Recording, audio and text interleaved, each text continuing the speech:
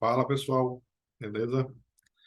Voltando aqui, a gente estava comentando aqui na aula passada, né, sobre o CRISP-DM. A gente fez um exemplo aqui, né? Mostrou aqui como aplicar ali no análise de dados, né?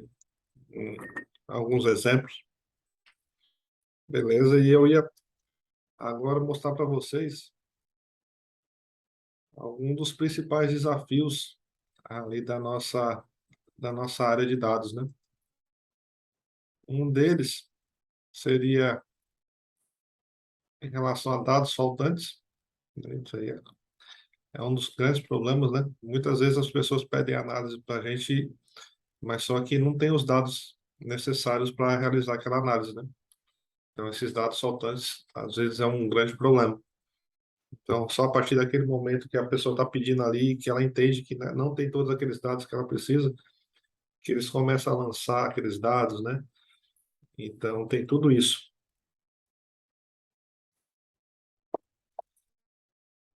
Manda um café aqui, né? Porque a maioria da galera aí de TI gosta de café, né? Para manter ali o foco, né? Brincadeiras à parte, pessoal, vamos lá. Outro problema, outro desafio aí é a questão de qualidade, né? Dados sem qualidade. Então, tem muitos dados nulos, né? Faltantes também, né? Tem muitos dados sujos, né? Tem espaço em branco nas colunas, nas linhas.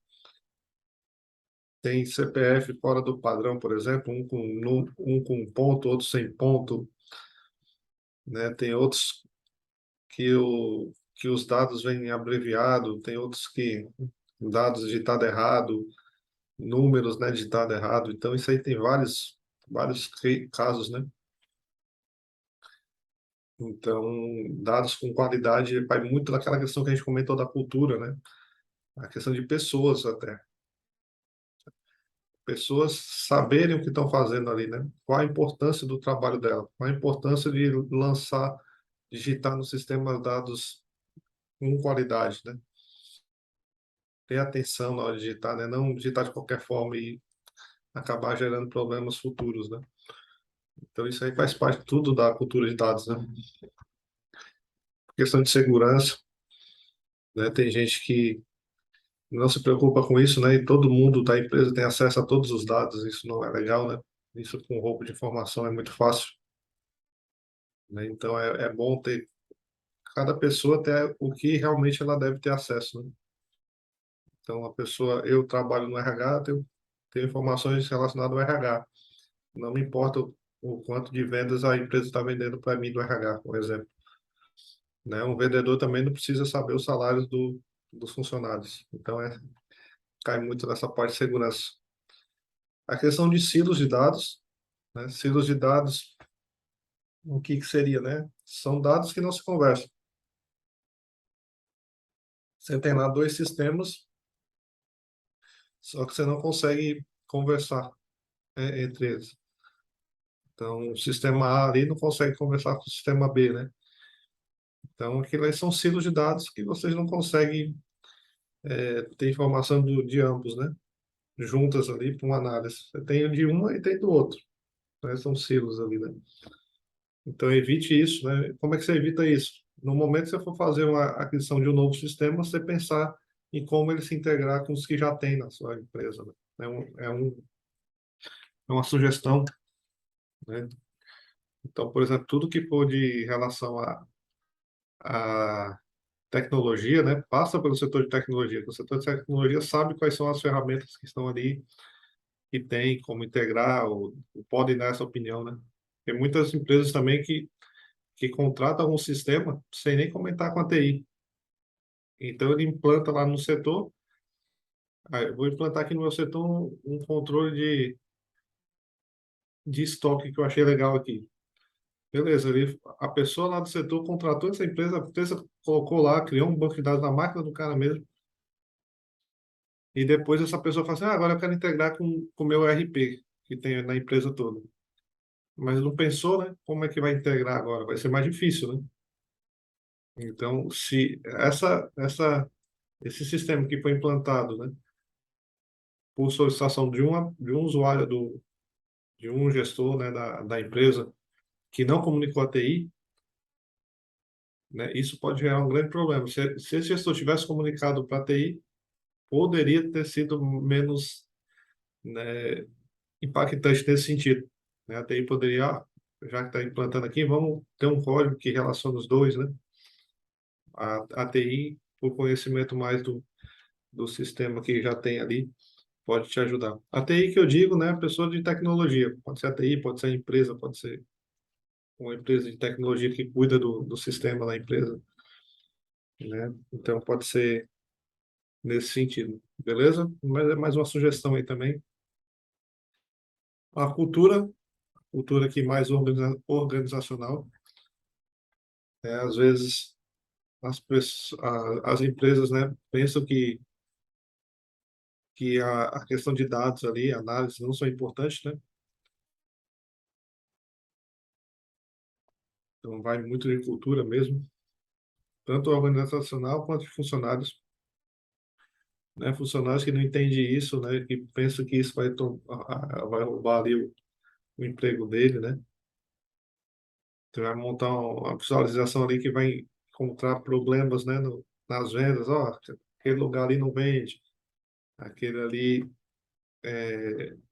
por que que aquele não vendeu naquele mês, né? As pessoas falam, tem muitos que pensam, né, que isso vai roubar o emprego deles, né? Mas pelo contrário, você vai fazer ajudar, né, a crescer, né? Mas tem muito disso, né? Problemas com cultura. Tem usuários que se fecham nisso aí, pensando que isso vai roubar o emprego deles, né? Eles falam muito no achismo, né? Na questão lá, não, eu tenho muito conhecimento na área e sei a época certa de vender em tal lugar, né? Será, né? Com base em dados, isso aí você consegue um embasamento melhor, né? Não pelo que a pessoa acha, o que a pessoa tem de experiência, né? Isso é importante, mas atrelado a dados, isso aí fica ainda melhor, né? Ainda mais apurado.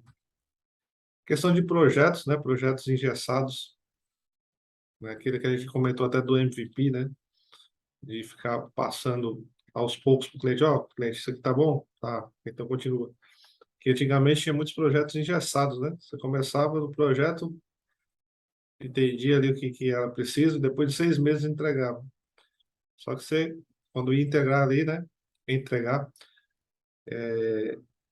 não era aquilo que o cliente pediu, né? Não era exatamente aquilo, na verdade. Então você ia lá e depois tinha que ter que rever, né? Depois de 6 meses você entregou ali e o cliente, não, não era isso, estava faltando isso. Você, aí você vai ter que ir lá e corrigir, né? Mas o cliente só foi ver aquilo depois de 6 meses. Usando o MVP que a gente comentou ali, né? O cliente já vê logo em seguida, vem em uma semana já vem uma versão, em 2 semanas já vem uma versão melhorada daquela versão e assim vai, né? Então projetos engessados aí são desafios, né? Apesar que hoje em dia tem bem menos.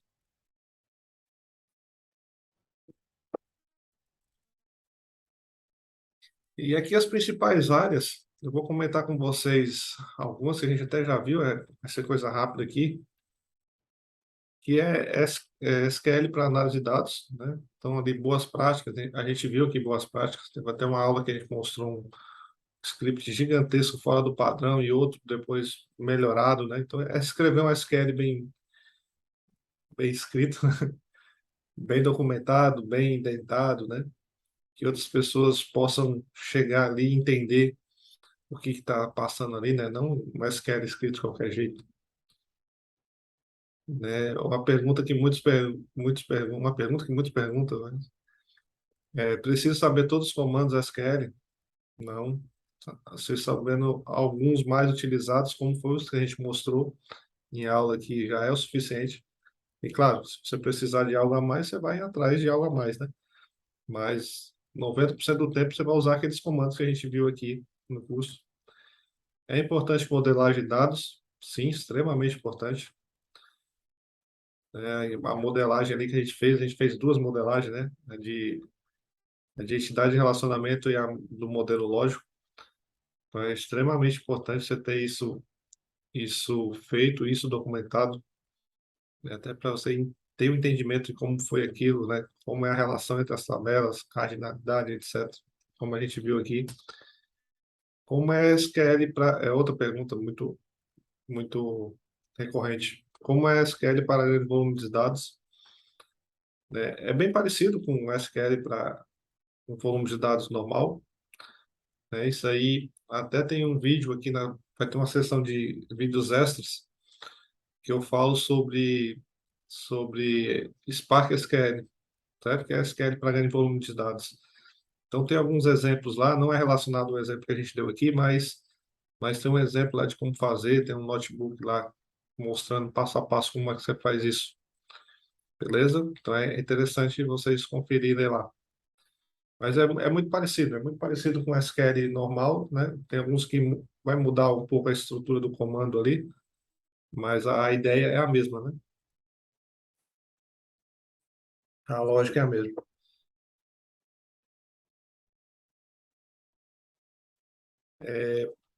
No SQL, se é muito utilizado, né? Também é outra pergunta. Sim, é muito utilizado para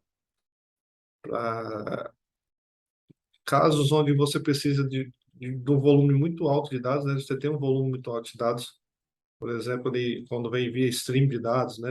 Vídeos, recomendações, né? Isso aí é bom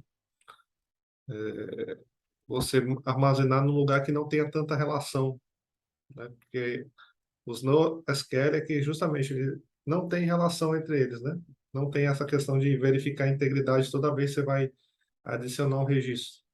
Como a gente viu ali, né? Quando você tentava fazer um registro que não já tivesse inserido, ou se não tivesse contido em outra tabela, né? O modelo relacional ele bloqueia isso. Já o NoSQL não, ele deixa você adicionar dados ali de forma mais rápida, né? Sem muita verificação de integridade, né?